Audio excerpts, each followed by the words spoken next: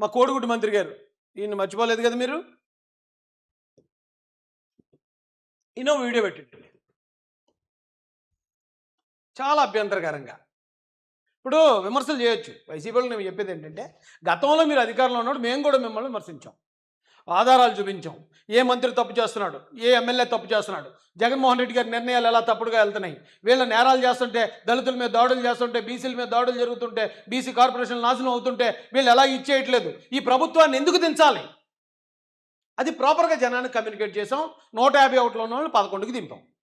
మీరు ఏం చేయాలి, ప్రభుత్వాన్ని టార్గెట్ చేయాలంటే ప్రభుత్వం ఎక్కడైనా వైఫల్యాలు ఉంటే చెప్పాలి. ఏ మంత్రి అయినా ఏ ఎమ్మెల్యే అయినా తప్పులు చేస్తూ ఉంటే చెప్పాలి. అంతేగాని పర్సనల్గా ట్రోల్ చేయటువంటి ట్రోల్. మీరేమన్నా ట్రోలర్సా? మీరు మాజీ ఎమ్మెల్యేలు, మాజీ మంత్రులు, రాజకీయ నాయకులు, మీరేదో ట్రోలర్స్ లాగా మహిళల్ని ట్రోల్ చేయటం, పిల్లల్ని ట్రోల్ చేయటం, లేకపోతే మహిళల ఆ మేకప్ల మీద మాట్లాడటం. ఏంటే మీరు ఎలా తయారయ్యారు? మీరు ఇలా తయారవటం వల్లే కదా గతంలో కూడా మహిళల పట్ల మీరు ఇలా బిహేవ్ చేయటం వల్లే కదా 151 నుంచి 11కి కూర్చున్నారు. చాలామంది మంత్రులు కూడా ఇవాళ ఖాళీగా రోడ్ల మీద తిరుగుతున్నారు, అసెంబ్లీకి కూడా వెళ్ళకుండా, ఎమ్మెల్యేలు కూడా అవ్వకుండా. ఇంకా బుద్ధి రాదా మీకు? మనకు ఒక మేకప్ మంత్రి ఉంది, మీ అందరు ఎవరికి చెప్పాల్సి లేదు. సరిగ్గా ఇటువంటి ఎండలో తీసుకెళ్తే కేజీ బయటపడుతుంది, కేజీ పుట్టి వీడియో. ఏమి ఎంత చీప్గా ఉన్నారు? ఇప్పుడు ఒక సాధారణ వైసీపీ కార్యకర్త అలా మాట్లాడాడంటే మనం దాన్ని ఏం తప్పట్టక్కర్లే. అవును, అతని స్థాయి అంతే, అలా మాట్లాడతాడు అనుకోవచ్చు. ఓ సోషల్ మీడియా కార్యకర్త వైసీపీ పేటీఎం కుర్రోడు మాట్లాడే అర్థం చేసుకోవచ్చు. ఏమైనా ఓ మంత్రివి, మీ నాన్నగారు ఒక పెద్ద నాయకుడు, ఒక రాజకీయ వారసత్వం నుంచి వచ్చిన వ్యక్తివి, నువ్వు మాట్లాడాల్సిన చిల్లర మాటలు ఇవా? ఎంత చిల్లరగా మాట్లాడేది అంటే, ఇక గవర్నమెంట్నో లేకపోతే మంత్రులను మీరు క్వశ్చన్ చేయడానికి వాళ్ళు ఏం పొరపాట్లు లేవు కాబట్టి ఇక పర్సనల్గా ఇలాగా ఎటకారాలు చేసి, అంటే దీన్ని ఒక రకంగా ఈవ్ టీజింగ్ అంటారండి. మహిళల్ని టీజ్ చేయటం, ఈవ్ టీజ్ చేయటం నేరం. ఇది అంత స్థాయికి దిగజారి మాట్లాడుతున్నారండి. మనం వాళ్ళకు పుట్టి పెట్టుకోలే ఆవిడ మాట్లాడుతుంది. మనం ఏమంటుంది, పూర్వం మేము చదువుకున్న రోజుల్లో మేము ఉద్యోగాల కోసం ఎదురు చూసేవాళ్ళం, ఇప్పుడు ఉద్యోగాలు మన కోసం ఎదురు చూస్తున్నట్టు. ఏ ఉద్యోగం అమ్మా, నువ్వు చేసినటువంటి ఉద్యోగం ఏంటి చెప్పు. ఆ మాట ఏమన్నా తప్పొద్దండి? ఇప్పుడు ఇతను మేకప్ల గురించి, ఆ మేకప్ ఎలాగ అయిపోద్ది, అలా అయిపోద్ది, ఏదో ఎండలోకి వెళ్తే కేజీ బయటపడుతుంది అని ఇలాంటి చిల్లర మాటలు, ఇలాంటి నీచమైన మాటలు ఎందుకు మాడుతున్నాడంటే, వంగలపూడి అంతే గారు అన్నారట, గతంలో మేము ఉద్యోగాల కోసం వెయిట్ చేసేవాళ్ళం, ఈవేళ ఉద్యోగాలు మీకోసం వెయిట్ చేస్తున్నాయి అన్నదట. ఏముంది అందులో తప్పు? ఒకవేళ అది తప్పు, అది పొరపాటు అనుకో, ఏమా మీరు ఉద్యోగాలు ఇస్తానన్నారు కదా, ఏ ఉద్యోగాలు లేవు కదా, పలానా ఉద్యోగాలు తీస్తానన్నారు, డిఎస్సి తీస్తానన్నారు, తీయలేదని చెప్పగలవా?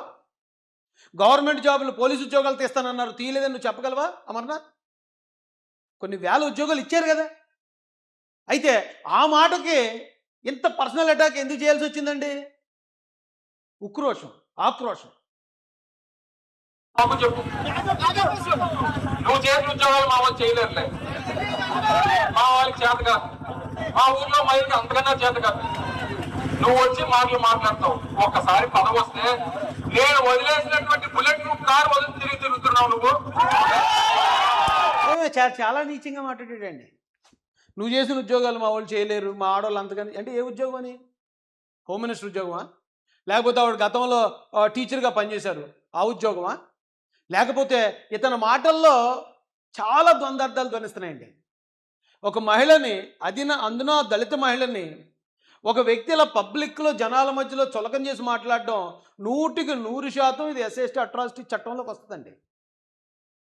పైగా ఒక హోంమంత్రి గారిని పట్టుకుని, నేను వదిలేసిన ఏంటది బుల్లెట్ ప్రూఫ్ వాహనం నువ్వు పట్టుకెళ్తున్నావు అంటే, నువ్వు వదిలేసావా?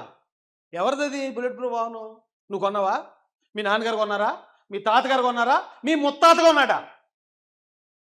ఎవరు కొన్నారని అది అంటే, ఇప్పుడు జగన్మోహన్ రెడ్డి గారు బుల్లెట్ ప్రూఫ్ వాహనంలో తిరుగుతున్నారు, చంద్రబాబు నాయుడు గారు వదిలేసింది అంటారు. అంటే చంద్రబాబు నాయుడు గారు వదిలేసిన బుల్లెట్ ప్రూఫ్ వాహనంలో మాజీ మంత్రి జగన్మోహన్ రెడ్డి గారు తిరుగుతున్నారని అంటే అది కరెక్టా? ఏమో ఎంత నీచంగా ఉన్నారు. రాజకీయం తెలీదు, ఎలా మాట్లాడాలో తెలీదు, ఎలా ప్రతిపక్షాన్ని లేకపోతే అధికార పక్షాన్ని ఎలా కౌంటర్ చేయాలో తెలీదు. ఇలా చులకల మాటలు, చిల్లర మాటలు మాట్లాడితే ఎవరు పరువు పోతుంది? అంటే ఇప్పుడున్న ఈ ట్రెండ్లో నేను ఇద్దరు ఆడపిల్లలకి తండ్రిని. ఈ ట్రెండ్లో మేకప్ అనేది సర్వసాధారణం. ప్రతి ఒక్కరికి అదొక సరదా మన ఆడపిల్లలకి. ఇప్పుడు మేకప్ అంటున్నారు, గతంలో కూడా ముస్తాబ్ అవటం అనేవారు. ఎక్కడికైనా పెళ్ళికి వెళ్ళాలన్నా లేకపోతే ఏదైనా కార్యక్రమానికి వెళ్ళాలన్నా గంటల ముస్తాబ్ అయ్యేవారు. అది ఆడపిల్లలకి అదొక వరం. అది ప్రతి ఆడపిల్ల చేసే పని. అదేదో నేరం అన్నట్టు ఈ ఆంధ్రప్రదేశ్లో ఇంకెవరూ చేయట్లేదు, ఒక్క వంగలపూడి అనిత గారే ఈ పొరపాటు చేస్తున్నారు అన్నట్టు. ఏంటి ఇలా మాట్లాడేటి ఇతను? నాకు సిగ్గు అనిపించింది నిజంగా. ఇలాంటి వాడు ఒక మంత్రి చేసాడు అంటే. అసలు ఇతను ఎలా మంత్రి అయ్యాడండి? ఇది పక్కన పెడితే ఎవరండి మేకప్ వేసుకున్న వాళ్ళు? ఎవరు? ఏమంటే ఆ ఫోటో ఏది? ఫోటో ఒకటి పోస్ట్ చేయండి. అది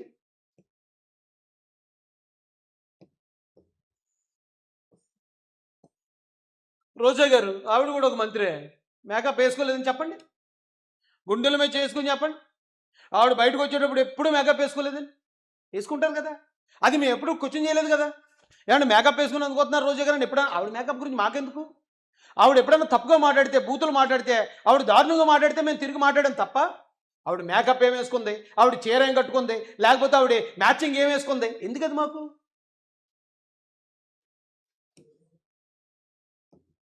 ఏమండి, మా అప్పటి మాజీ ముఖ్యమంత్రి, మాజీ హోంమంత్రి గారు కనుక్కోండి.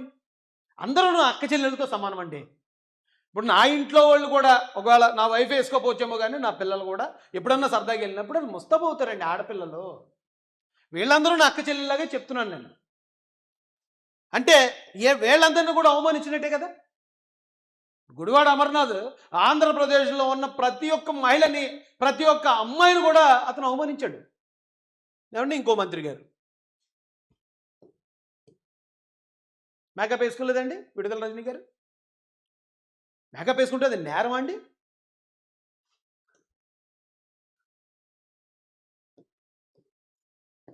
పుష్ప శ్రీవాణి గారు, ఇవిడి డిప్యూటీ సీఎం కూడా చేశారు, ఉప ముఖ్యమంత్రి కూడా చేశారు. ఆవిడ మేకప్ వేసుకున్నారా లేదా చూడండి, కనుక్కోండి ఒకసారి. మీకు ఫోటోలు చూస్తేనే అర్థమవుతుంది కదా. వీళ్ళందరినీ నేను విమర్శించడానికి అంటలే, వీళ్ళందరినీ అక్క చెల్లెళ్ళు అనుకునే చూపించాను. అవన్నీ కూడా పబ్లిక్ డొమైన్లో వాళ్ళు పెట్టుకున్న ఫోటోలే, నేనేమి పర్సనల్ ఫోటోలు కూడా చూపించట్లే. ఏం తప్పు ఉందని మాట్లాడాడు గుడివాడ అమర్నాథ్ అలాగా? ఏమండి, ఇంకొక ఫోటో చూపిస్తానండి.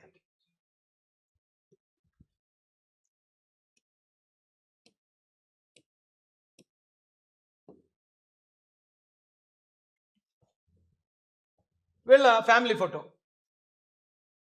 ఆ అమ్మాయి కూడా నా సొంత చెల్లితో సమానం, అది కూడా పబ్లిక్లో ఉన్న ఫోటోయే. ఒకసారి మాట్లాడండి చూసి. మేకప్ వేసుకుని ఉంటారా, వేసుకులేరా? ఎందుకు గుడివాడ అమర్నాథ్ ఇంత నీచంగా ఎందుకు మాట్లాడాడు నాకు అర్థం కాలేదండి. ఏమండి, ఒక మహిళా మంత్రి, పైగా ఒక దళిత సామాజిక వర్గం నుంచి ఎదిగి అక్కడ వరకు వెళ్ళి మంత్రి అయింది. గుడివాడ అమర్నాథ్ నీకు మినిస్టర్ ఎందుకు ఇచ్చారు జగన్ గారు? నువ్వేం పొడిచావయ్యా? నీకు మినిస్టర్ అవడానికి నీకున్న అర్హత ఏంటి? కేవలం మీ తండ్రి లేకపోతే మీ తాతగారి వంశపారంపర్యంగా వచ్చింది మాత్రమే. అంటే వంశపారంపర్యంగా వచ్చిన లీడర్లందరినీ నేను తప్పట్టట్లేదు. మళ్ళీ ఇక్కడ పాయింట్ నోట్ చేయండి. జగన్మోహన్ రెడ్డి గారు వంశపారంపర్యంగానే వచ్చారు, కానీ ఆయన పాదయాత్ర చేసి ఆయన ఒక లీడర్గా ప్రూవ్ చేసుకున్నాడు. అలాగే నారా లోకేష్ గారు కూడా వంశపారంపర్యంగానే వచ్చారు, కానీ యువగళం పేరుతో ఆయన కూడా ప్రూవ్ చేసుకున్న ఆయన లీడర్షిప్ని. ఎలా ఉండే వ్యక్తి, ఏదో గతంలో నిప్పులా ఉండేవాడా, ఇనుములాగా ఉండేవాడు, ఇప్పుడు కత్తిలాగా అయిపోయాడు. వారసత్వం నాయకులే, వారసత్వం వచ్చిన వాళ్ళే, కానీ వాళ్ళని వాళ్ళు ప్రూవ్ చేసుకున్నారు. నువ్వేం ప్రూవ్ చేసుకున్నావు నీకు మా మంత్రి రావడానికి? కోడి గుడ్డు మాత్రమే పెట్టగలదు, కోడిని పెట్టలేదు కదా.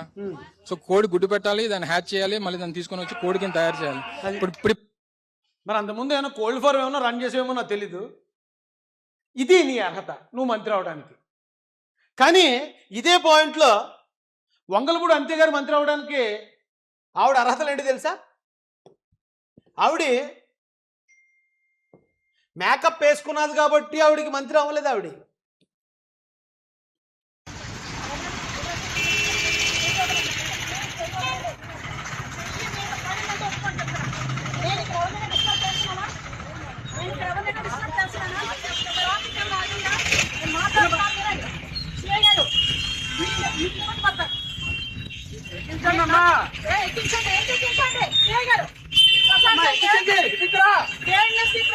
జగన్ గారు ముఖ్యమంత్రిగా ఉన్నప్పుడు పోలీసు ఎలా ఉండేవారండి?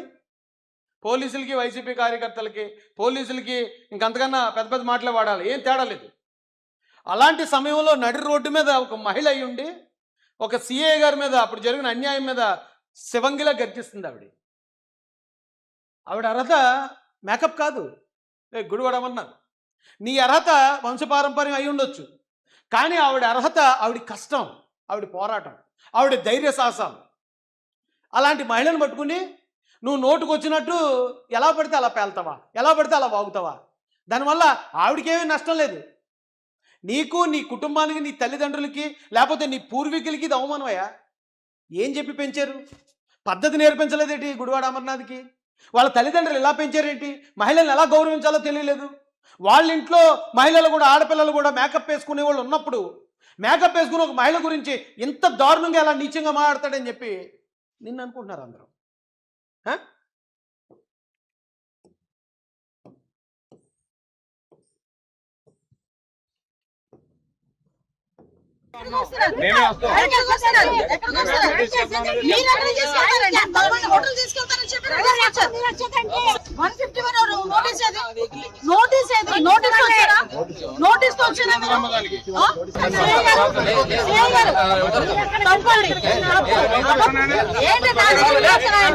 చూసావా ఆవిడ ఫైట్?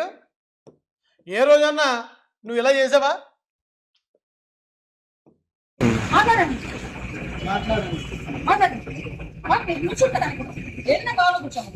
అనవసరంగా మీరు రచ్చ చేసుకోండి, లేదా మీకు కూర్చుంటాను, నా ఇంటి ముందు కూర్చుని దందా చేస్తాను.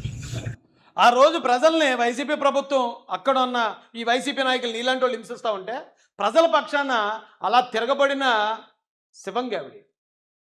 అందుకు ఆవిడ ఈ రోజున హోంమంత్రి స్థాయికి వెళ్ళగలిగింది.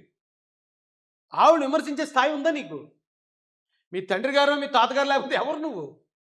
నీకు మంత్రి, ఇండస్ట్రియల్ మంత్రి ఇచ్చిన తర్వాత కూడా ఏంటి ఇండస్ట్రీ పరిస్థితి అంటే కోడి గుడ్డు, దాన్ని హ్యాచ్ చేయడం, దాన్ని పిల్ల. అలా బుద్ధునోడు ఎవడని చెప్తాడా? ఆ రోజు నువ్వు ఎంత ట్రోల్ అయ్యావయ్యా? ఆ రోజు ట్రోల్ అయ్యా, మళ్ళీ ఈరోజు ట్రోల్ అవుతున్నావు. నువ్వు నోరిప్పకుండా ఉంటే నిన్ను మేధావి అనుకునే అవకాశం ఉంది ఈ రాష్ట్రం. నువ్వు నోరిప్పావనుకో ఇది ఇలాగే. మనోడితో పెర్ఫార్మెన్స్ చూపించి ఈ టాపిక్ ముగిద్దామంట.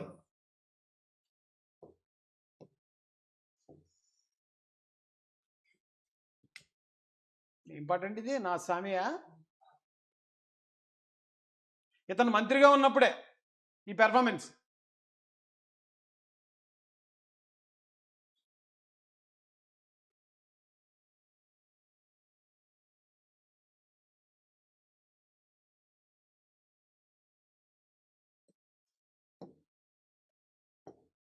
అమర్నాథ్, ఇది నీ బతుకు. నువ్వు ఈవేళ నీ ఎదురుగుంటా ఉన్నావు 10 మందిని నవ్వించడం కోసం మహిళల్ని కించపరుస్తూ మాట్లాడేస్తే ఏమో కొండ మీద ఏదో చేస్తే కొండకి చేయట. నువ్వు ఆకాశం మీద ఉమ్మేస్తే అది వచ్చి నీ ముఖం మీద పడింది ఈ రోజున.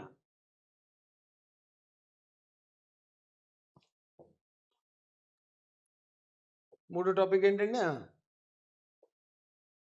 మూడోది ఏంటంటే అండి, ఐఏఎస్ విజయ్ కుమార్ అని ఒక అతను ఉన్నాడు. ఎక్కడుందండి అతను మాట్లాడిన వీడియో?